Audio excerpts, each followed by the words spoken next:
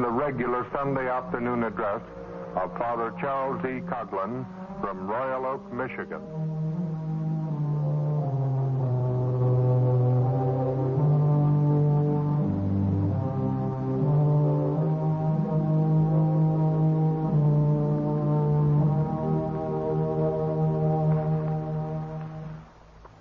Greetings, ladies and gentlemen, from Father Coughlin, the pastor of the Shrine of the Little Flower at Royal Oak, Michigan. As you know, these broadcasts are made possible and are paid for at full commercial rates because of the magnificent support which you have extended to Father Coughlin directly and because of your support of Social Justice magazine. May I tell you something about the financial setup of this publication? Social Justice Publication is a corporation, a profit corporation. However, in the past and in the future, just as long as Social Justice is printed, every penny of profit derived from its being published goes entirely and without any reservation to Father Coughlin to enable him to bring this weekly message to you. And something else of interest. Father Coughlin and the directors of Social Justice Publishing Corporation realized that this publication must expand. And by expand, I mean that it must enlarge its editorial staff. It must perfect its presentation. It must establish more offices. Within the month, all this will be done. More editors, specialists in politics, in economics, in foreign affairs, and more reporters are being engaged at the moment. And editorial offices are being organized in New York City and Washington. Ladies and gentlemen, you and your subscriptions have made this possible.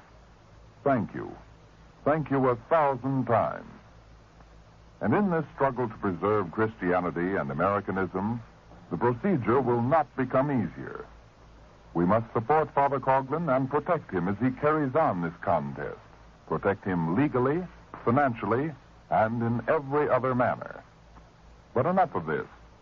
We recognize that the fidelity which has characterized you over the years will not wane. Today, your spokesman, our spokesman, for whom we work, and into whose hands we gladly give all our profits, this spokesman will address you on the subject of the Popular Front. Copies of this address are available to every person in this audience if you will simply address your request to Father Coughlin at Royal Oak, Michigan. And now, ladies and gentlemen, Father Coughlin. My friends, ladies and gentlemen, during the course of the Dies Committee investigation of un-American activities, there appeared before the committee Dr. Matthews, an eminent scholar and formerly associated with many of the radical and subversive movements in the United States. Dr. Matthews presented to the Dies Committee, under oath, a testimony which was substantiated by documents. A testimony which is authentic, frank, shocking, and uncontradictory. A testimony which lays bare the popular front of Bolshevism in the United States. Because so many questions have come to my desk asking for information on the Bolshevik Popular Front now operating in our midst, I thought it prudent to avoid making any statement as of my own and to submit to this audience the uncontradicted word of Dr. Matthews, which I copy verbatim from the official documents of the United States government. In this brief space of time, it is impossible to include all the testimony this especially well-informed scholar contributed to the investigating committee. Necessarily, therefore, I will content myself with quoting excerpts. My friends, you have heard of the United Front, of the Popular Front.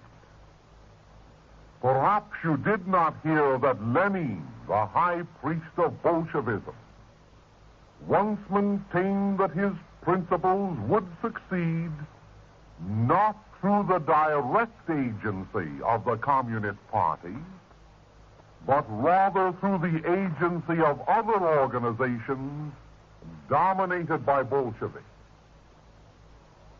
Now, this is precisely what is taking place in America at the moment. Organize, organize, organize. We must build communism with non-communistic hands. These were the words of Lenin. These words outline the policy adopted for communist progress.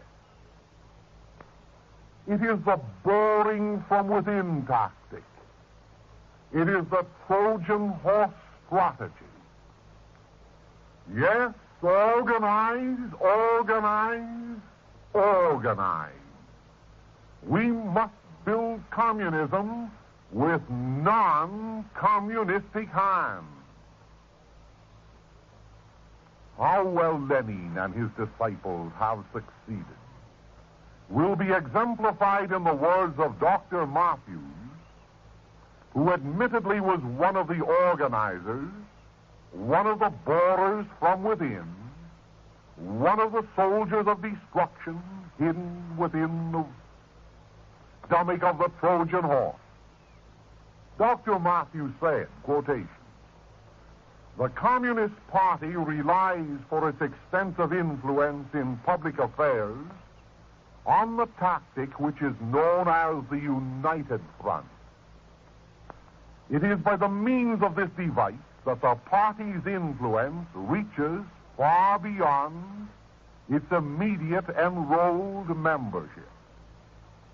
Nothing is more essential to a thorough understanding of communist methods and purposes than a detailed knowledge of the United Front. I propose," continues Dr. Matthews, "I propose to submit to this congressional committee some of my own intimate and extensive knowledge of the United Front. For a period covering the years 1932 to 1935, it is doubtful whether any other person in this country was associated more prominently than I with the Communist Party's so-called innocent club. That the Bolsheviks have not neglected the youth of the nation is evident from the many organizations established for their perversion. Passing over the Student Congress Against War, the National Student League, the American Student Union, I shall quote Dr. Matthews first on the American Youth Congress in which he was interested, one of the arms of the Popular Front. As you know, ladies and gentlemen, this organization, the American Youth Congress, has been in existence for 5 years. It has passed many resolutions against fascism and Nazism. At its recent national convention, and specifically at the plenary session of all the delegates to the Congress, held Monday morning, July 3rd, a resolution condemning communism was submitted by William T. Ball. This resolution was rejected by the Youth Congress, which eventually went on record as refusing to pass any clear-cut condemnation of communism. Now, Dr. Matthews says of this well-advertised organization, quotation, "Closely associated with the American Student Union and deriving much of its impetus and direction from it is the American Youth Congress. According to the official version of its history, the idea and plan for an American Youth Congress were conceived 4 years ago by one Viola Illma, who was alleged to have brought back fascist sympathies from a trip to Europe. In one of its pamphlets entitled Youngville, USA, the American Youth Congress has the following to say about Miss Ilma. She invited representatives from national youth organizations, reaching all the way from the Boy Scouts to the Young Communist League. Her arrangements were remarkably efficient and all-inclusive. And that was her mistake. The fact is that because Miss Ilma was so all-inclusive in her invitation, the Young Communist League, in concert with left-wing socialists, captured her organization in its infancy and threw her out. This is made clear in Wolf Michael's report of the 6th World Congress of the Young Communist International.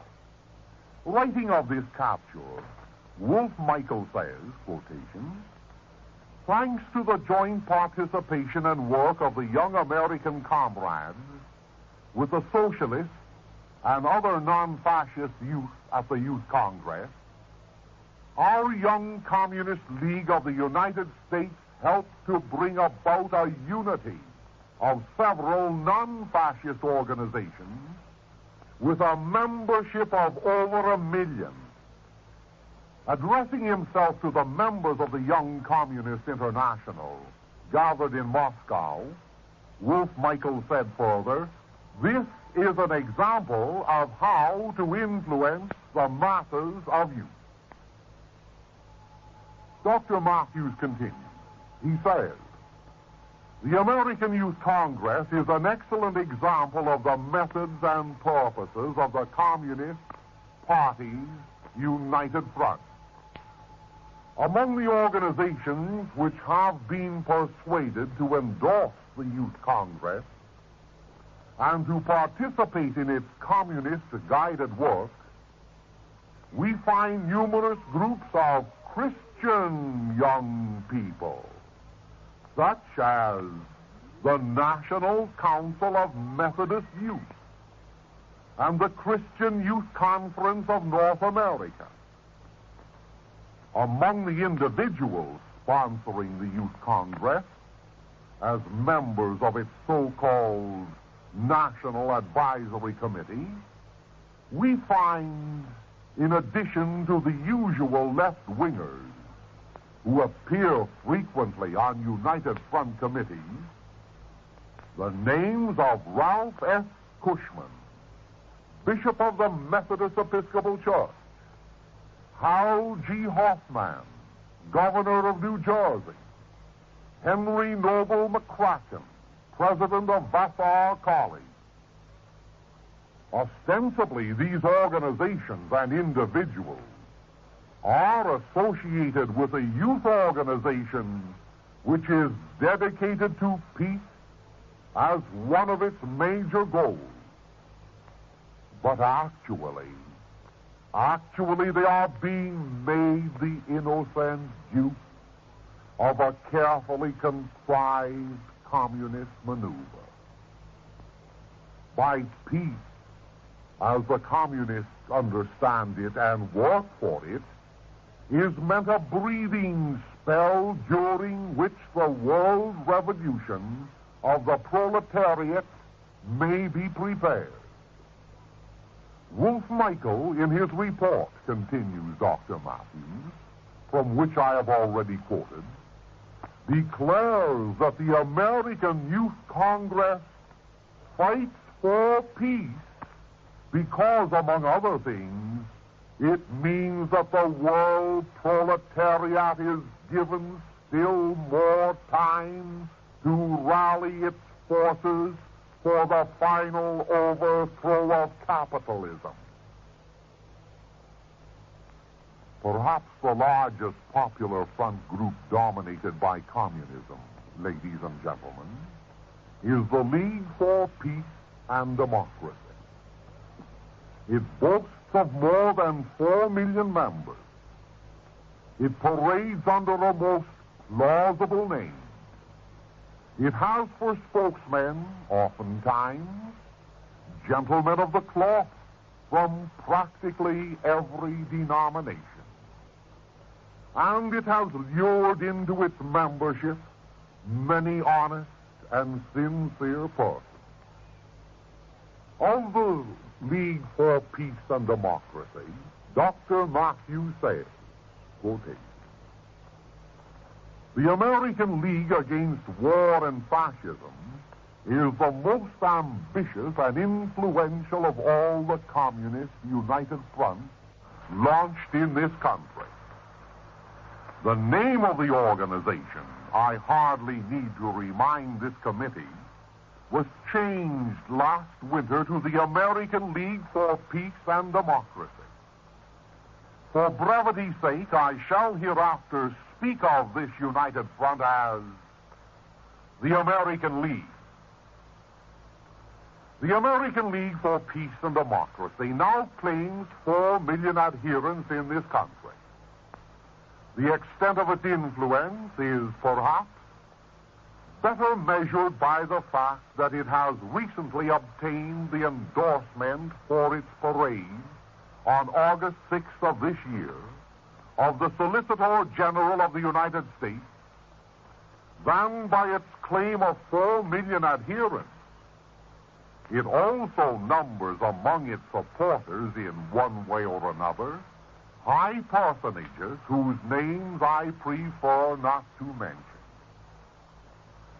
In September 1933, continues the doctor, a dingy old hall known as St. Nicholas Arena in New York City housed the United States Congress Against War. I presided over that meeting. This Congress Against War was planned by an arrangements committee of which I was the chairman. The sessions of this arrangements committee were held twice a week throughout the summer of 1933. The United States Congress Against War set up the American League for Peace and Democracy and selected me as its first national chairman. The nations of the world were bristling with new armament.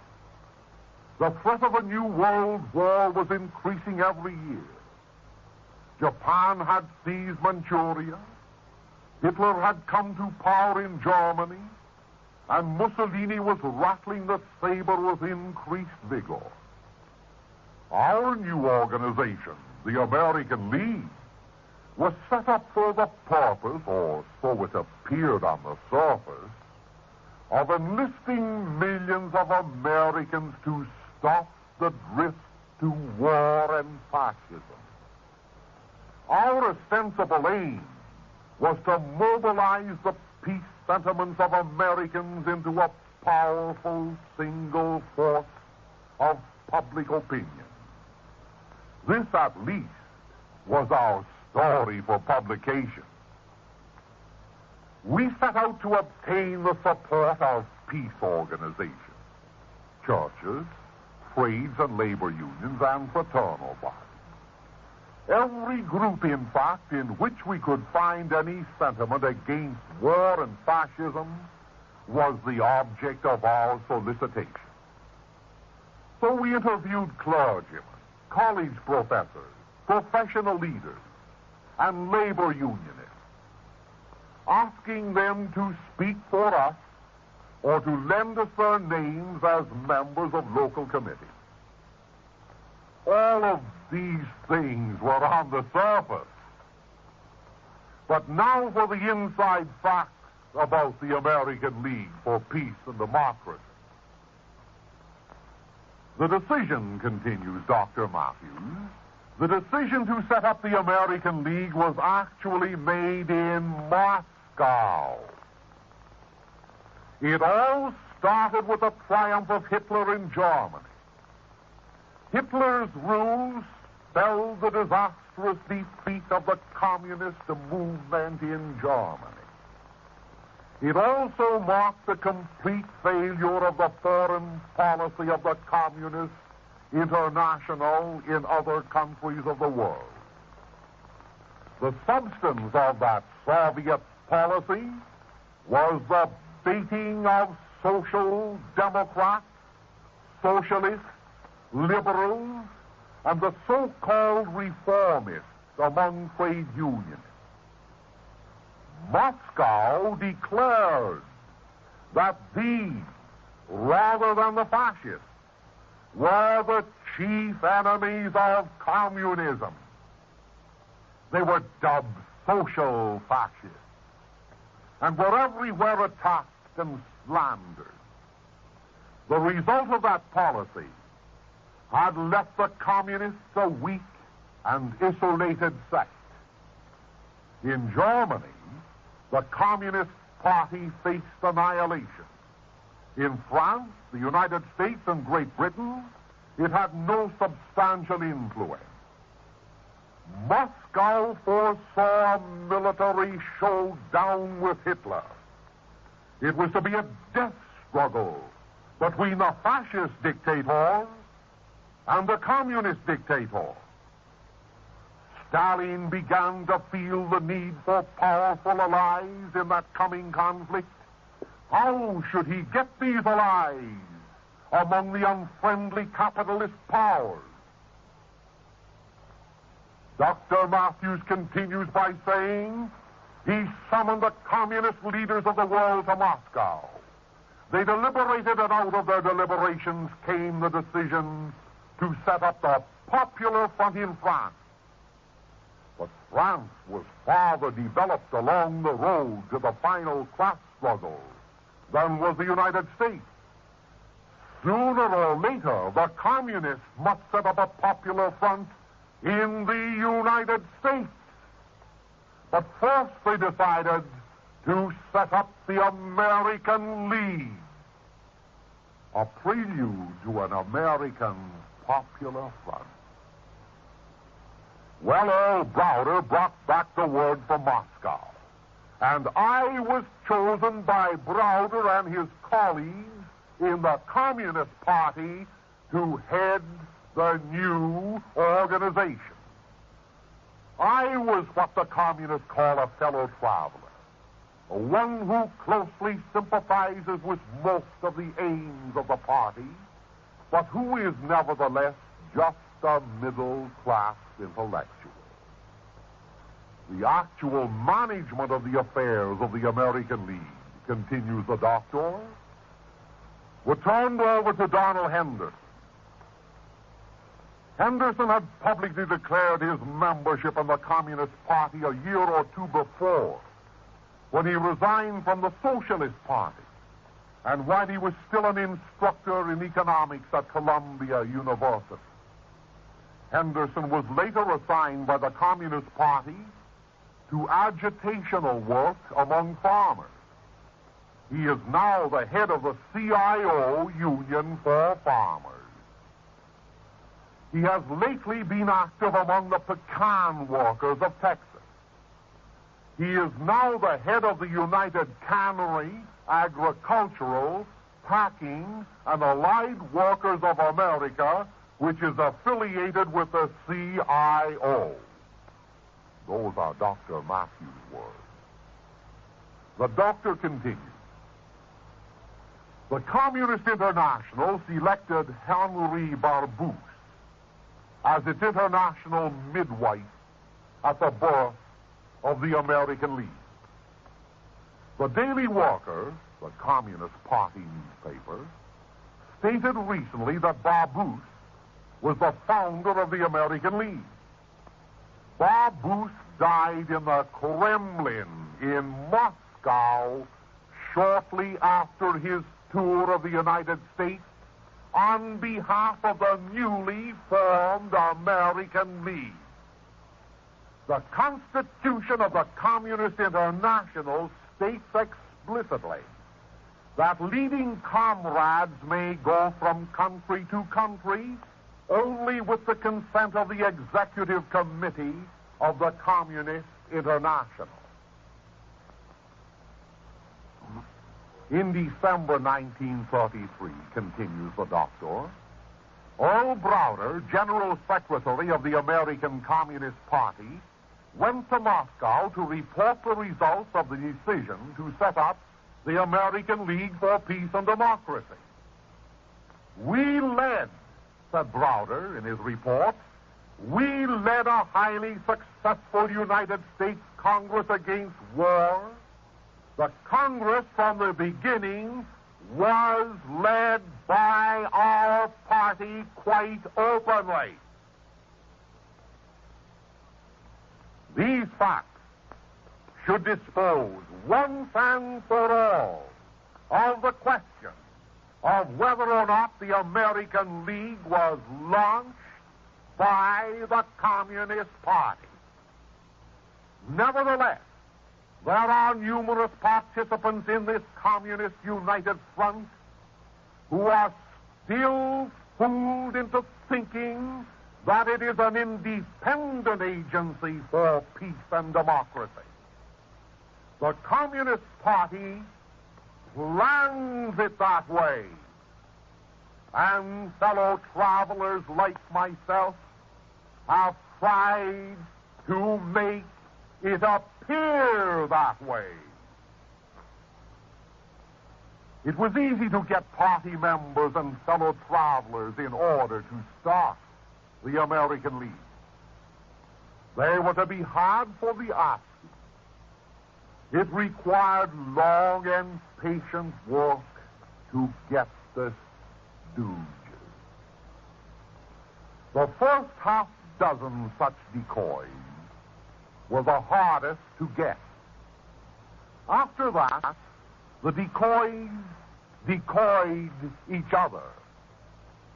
There was great jubilation in the headquarters of the American League on the occasion when we were able to list as a speaker one of the nationally prominent officers of the General Federation of Women's Clubs. Every additional stooge or decoy made it twice as easy to get another. We had, continues the doctor, we had an almost perfect trick for silencing any critic who suspected or knew the communist nature of our united front. All we had to do was to cry red baiting. The cry of red baiting is the best trick ever invented, short of a firing squad, for making short work of anybody who dares to object to communist theories or practices. If he isn't effectively silenced, he is at least thoroughly discredited in that vast flock of citizens who like to think of themselves as liberals. A 20th century American liberal would rather face the charge of slapping his grandmother than to be accused of red baiting. And so the cry of red baiting enabled us, so speaks the doctor, to carry on the work of Moscow in this country with little or no molestation from knowing critics. Unquote. Ladies and gentlemen, the factual, uncontradictable testimony of Dr. Matthews, who was one of the chief factors in forming and operating the League for Peace and Democracy, that testimony cannot be set aside lightly. He should know of what he speaks. The American League for Peace and Democracy is very active today, desperately active to save its existence. Hundreds of informed clergymen have deserted it. Thousands of awakened citizens have abandoned it. Oh, it's pitiful, but just to read how its present radical officers plead in vain to American Christians for money to carry on their Bolshevik propaganda. But let us continue with Dr. Matthews' expose of the League for Peace and Democracy. In referring to the efforts on the part of the League for Peace and Democracy to subvert the American Federation of Labor, the doctor says, quoting, in most cases, the AFL trade unions were more difficult to enroll in the new United Front.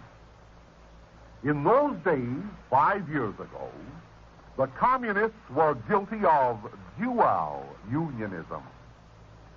They had set up their own red unions under an international body with headquarters in Moscow. Among these red unions, which were participating in the newly formed American League, was the National Textile Workers Union, the National Mine Workers Union, the Marine Workers Industrial Union, the Needle Trade Workers Industrial Union. True, they were largely paper unions without any significant membership, but as long as they existed, they were guilty of dual unionism. Their presence in our united front was all the proof that the AFL unions generally needed to establish the communist control of the American League for Peace and Democracy.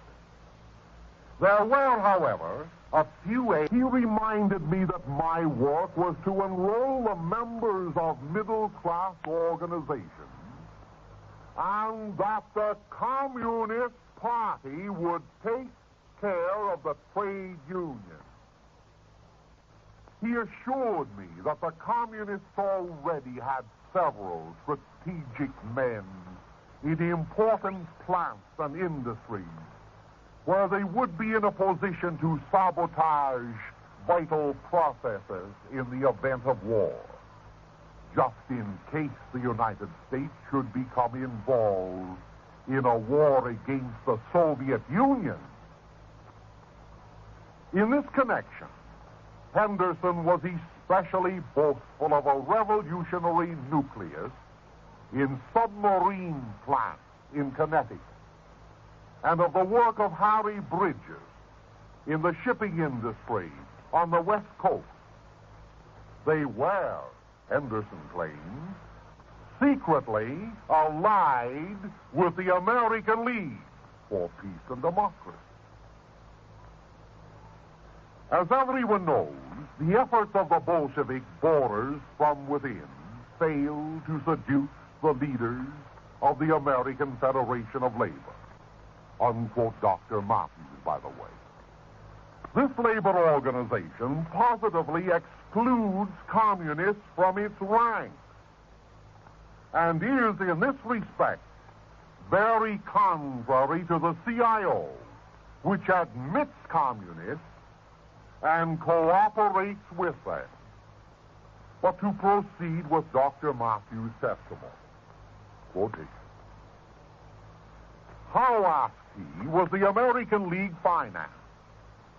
The procedure was fourfold. First, there was the nickel-diamond quarter drive upon the innocent. Next came the money-raising banquet for the upper middle class with Henri Barbusse, John Strachey, or Lord Marley as speaker. When these were insufficient, money was borrowed on notes signed by Corliss Lamont. I might intervene and say that this Corliss Lamont is a son of one of the great international bankers in New York City. To continue. And finally, in a pinch, we got Browder on the telephone and had him send over cash from the party chest, which was regularly stocked from Moscow. When one of our publicity stories included the name of Corliss Lamont, there was a rule that his family connections with the House of Morgan should be given appropriate emphasis. Marley's lordship was equally useful to our cause. Recently, continues the doctor, recently the American League held a parade in New York. Harry Elmer Barnes, newspaper columnist, was among the parade's marshals who were invited to make speeches for the occasion.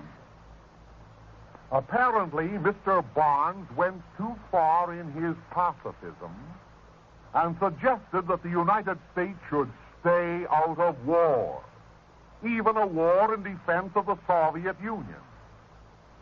When the officials of the American League saw an advance copy of his speech, Mr. Barnes was promptly notified that he would not be allowed to act as a marshal in the parade or to make a speech. The most pathetic thing about this incident was Barnes' statement to the press that he had not known that the Holy War Boys had got hold of the American League for Peace and Democracy. There's hardly any excuse for any moderately informed adult in the United States who says that he thought the American League was a peace organization. I was succeeded in the national chairmanship by Professor Harry F. Ward of Union Theological Seminary, who is still head of the League. Professor Ward is also national chairman of the American Civil Liberties Union and the head of the Methodist Federation for Social Service. Unquote. This concludes my reading from Dr. Matthews' official sworn testimony, which he gave before the Dies Committee. A gentleman, a scholar, who helped to originate the American League for Peace and Democracy. In conclusion, my friends, may I extend my remarks on the popular front to quote Dr. R.J.C. Dorsey, whose memorable address, now incorporated in the congressional records, of August 3rd, 1939, deals with the subversion of youth in America. He says, in part, concerning the recent World Youth Congress, quotation, among the delegates at the World Youth Congress at Versailles were those from the Young Communist League. The All-Russian Young Communist League was organized in October 1918 after the Workers' Revolution in Russia of November 1917. Soon thereafter, other communist youth groups developed in various parts of Europe.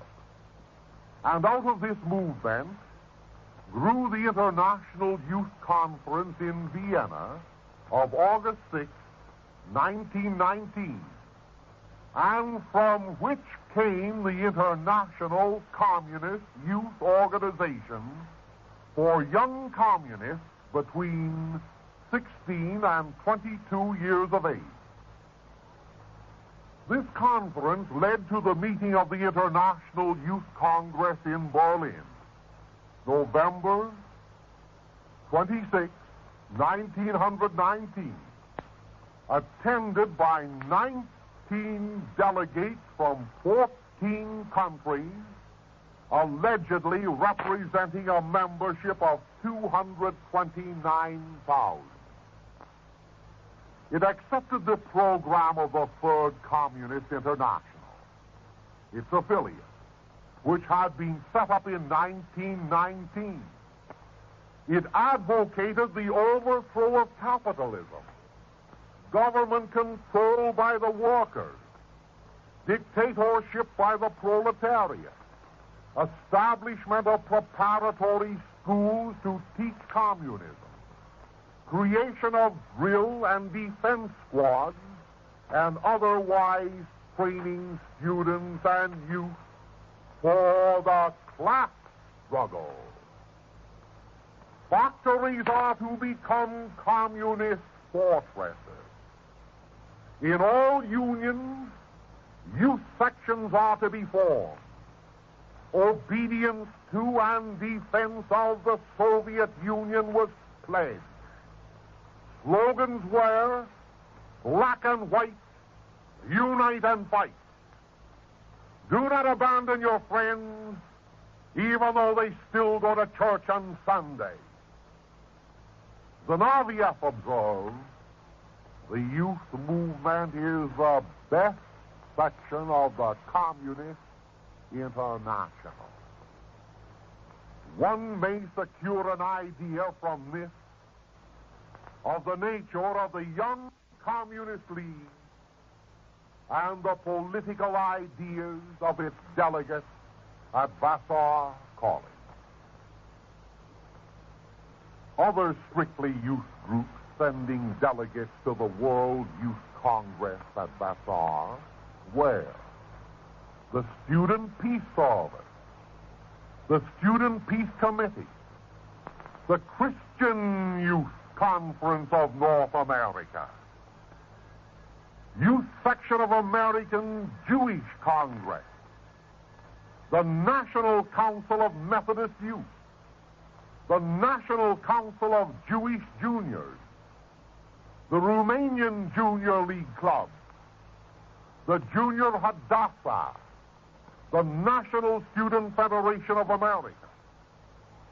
In order to preserve an appearance of respectability, the communists often include groups in their congresses that, strictly speaking, are not entirely of their faith.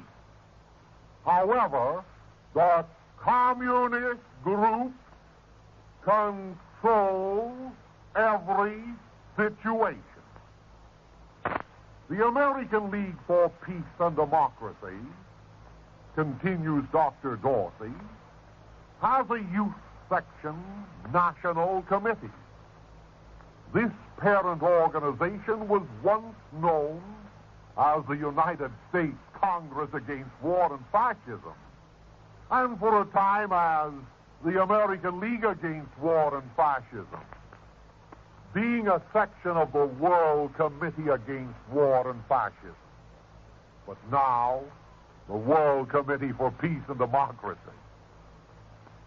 Well, the United States branch is one of 33 nationals that the radicals have organized in 35 different countries. Communists here occupy the strategic position and here control the policies in reference to the League among its 4 million members. Lenin wrote, quotation, frequent change of name bewilders the public. For example, in 1921, the Friends Disarmament Council was formed, subsequently merged into the National Council for Limitation of Armament, which in turn became the National Student Forum, which is conducted by the National Council for Prevention of War. This is a characteristic of radical groups, unquote Lenin, who lets the cat out of the bag. Whether or not the above statements prove interesting to a radio audience is immaterial. Ladies and gentlemen, the fact is that you must become conscious of the activity which, like wolves in sheep's clothing, consistently are destroying the foundations of our Americanism and Christianity. At one time, under the guise of patriotism, modern Benedict Arnolds who wear the uniform of citizenship bore from within the army of our population to betray it. At another time, Judas Iscariot, who used the insignia of Christianity and religion, beat a pathway to the stronghold where sit the descendants of Annas and Caiaphas to resell Christ's brothers for 30 pieces of silver. At no time in the history of the world, and at no time in the history of this country, will we be free from the Arnolds and the Iscariots. At no time can we disregard the counsel that eternal vigilance is the price of liberty. Nevertheless, my friends, the modern pattern is plain. It is a pattern of destruction, a pattern by following which decay was produced in the nations of yesterday, a pattern which the subversive forces of Antichrist utilizes to lure the innocent people of all nations into the graveyard of national death. My friends, I call upon you to arouse yourselves to oppose the betrayers of your heritage.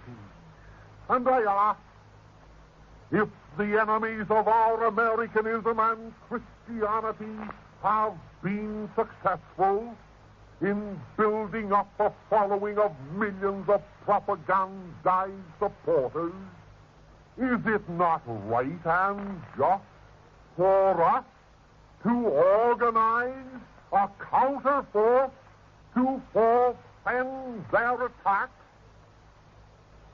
Call this counterforce by any name you please, but organize yourselves under competent leaders who are well informed and well disciplined in their lives. Organize yourselves under leaders capable of challenging the popular front, the Antichrist, anti-American front, wherever it manifests itself.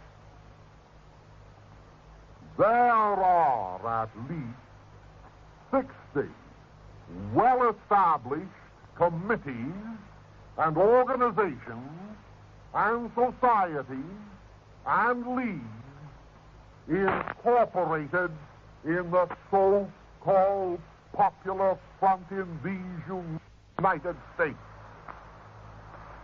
These 60 subversive, pink or red or brown, anti-Christian and anti-American cults challenge you. And what do I say? Only this: march them committee for committee, society for society, league for league.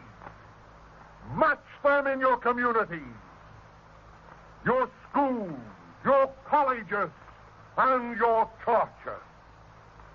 But match them and beat them, not with a whip of physical force, but with a sword of justice and of peace.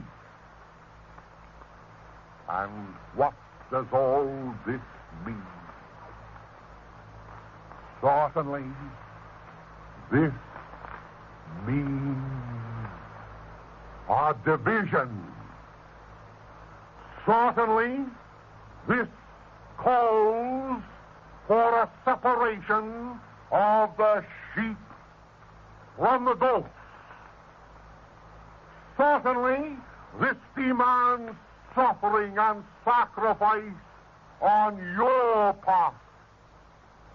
Or you will be assailed, you will be attacked, you will be scarred with labels today and with physical persecution tomorrow, and some of you, before this contest comes to an end, will have won the companionship of the millions whom Lenin and Trotsky and Bela Kun martyred. Yes, some of you clergymen listening to me may even win the crown of martyrdom which was placed upon the brow of Michael Pro of Mexico, the same crown gained by the martyred priests of Spain. Oh, my friends, there must be no surrender. There must be no immoral apathy. None of us can afford in this contest to adopt a policy which is identified with the prudence of the flesh.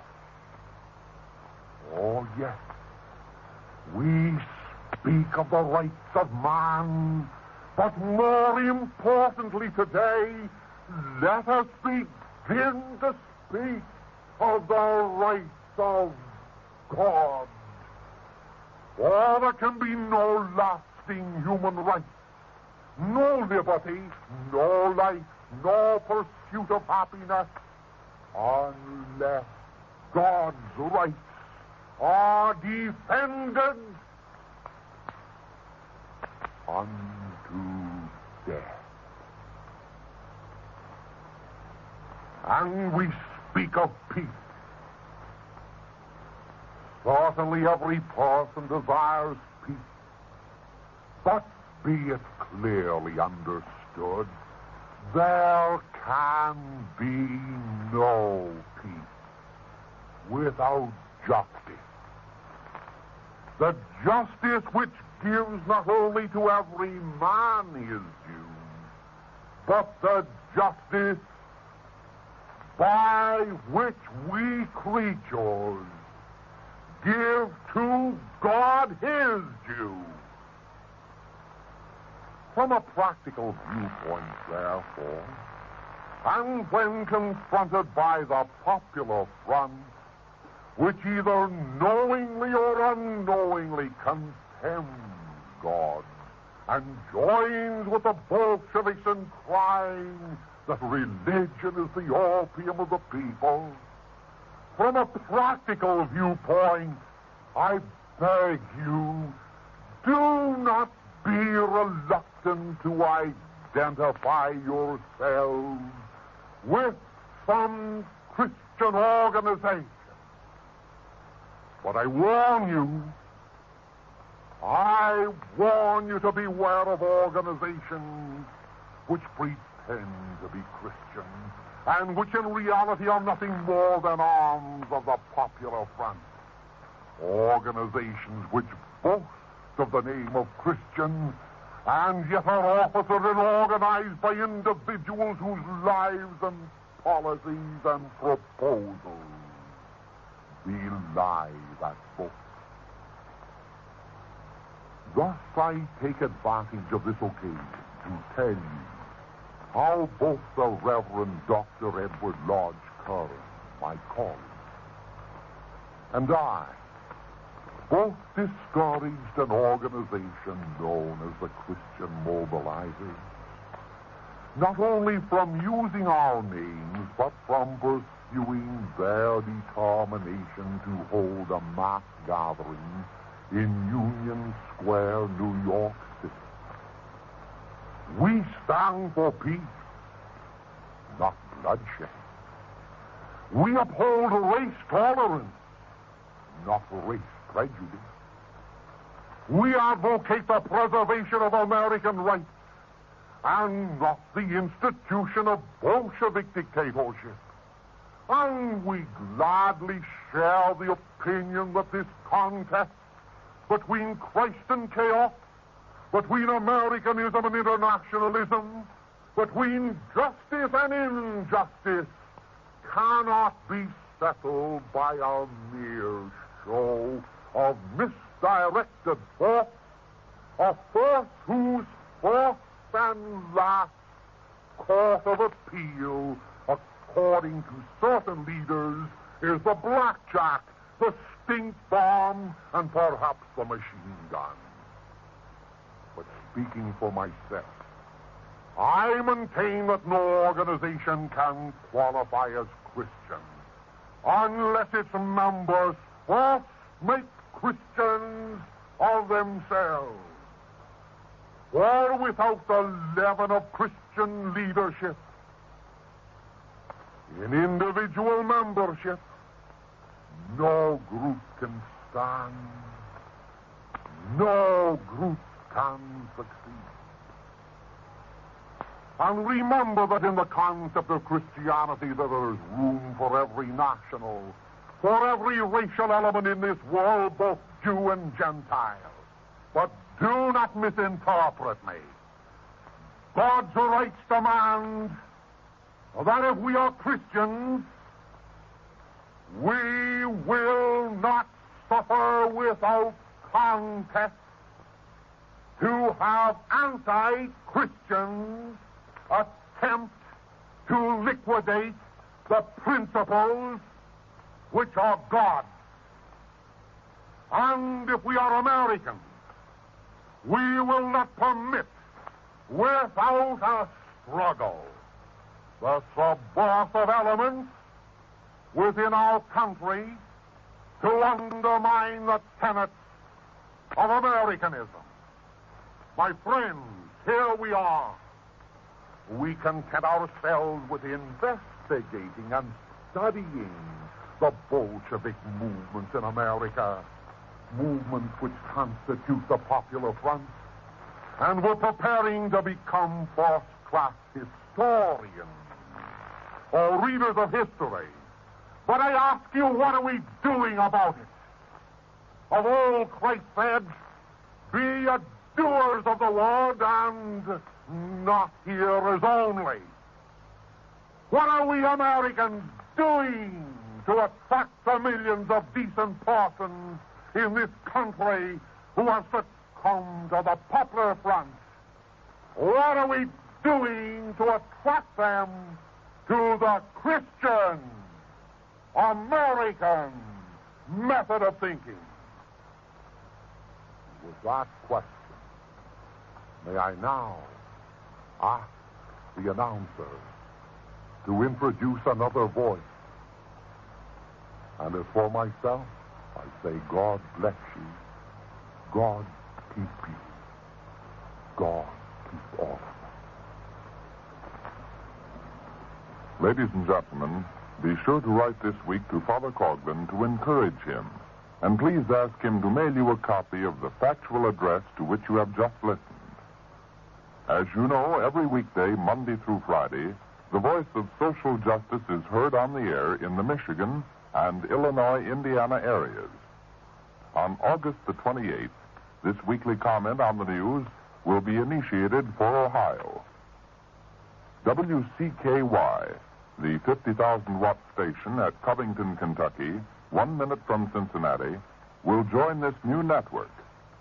Within a short time, the Colonial Network covering New England and the Philadelphia station will likewise be added to this weekday service.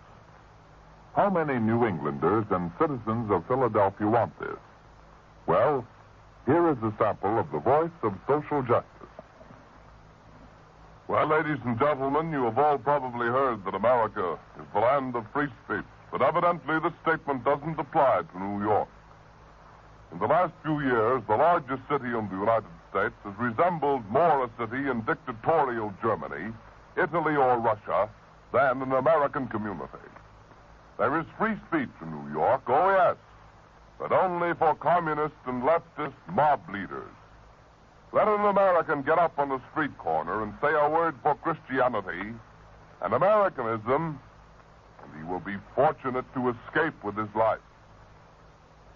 A short time ago, Mr. Floyd Caridi of New York and a few patriotic Christians attempted to distribute some pamphlets at a New York City street corner. But attempt was all they could do.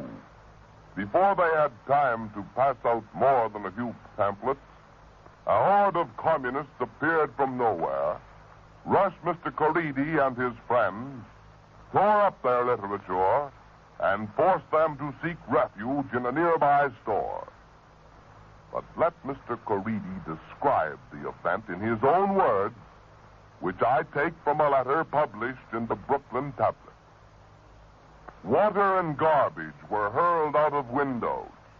A car was driven through the crowd of assembled Christians. Vile language was heaped upon both Protestant and Catholic clergymen and laymen. Mounted policemen had to be called to repel the anti-Christian rioters. Yes, ladies and gentlemen, this is what is taking place in the streets of New York almost every day in the year.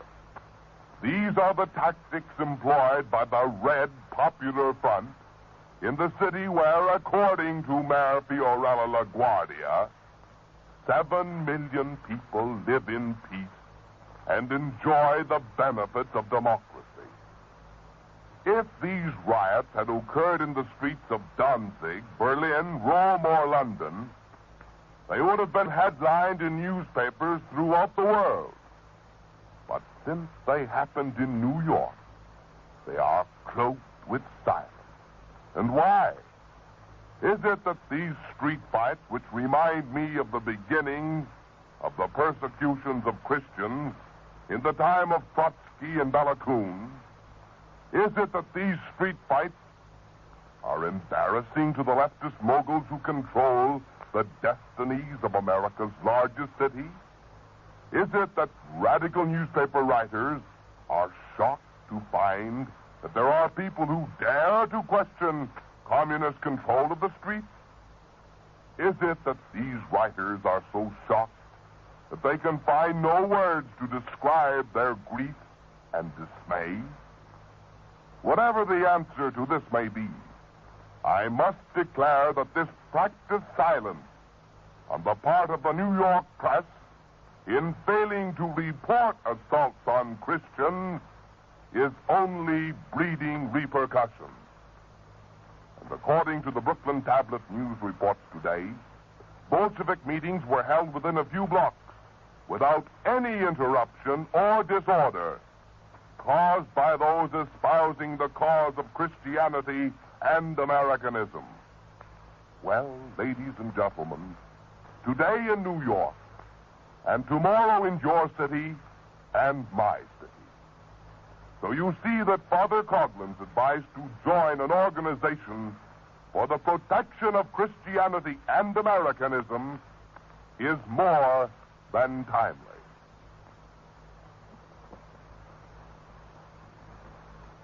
Ladies and gentlemen, next Sunday afternoon,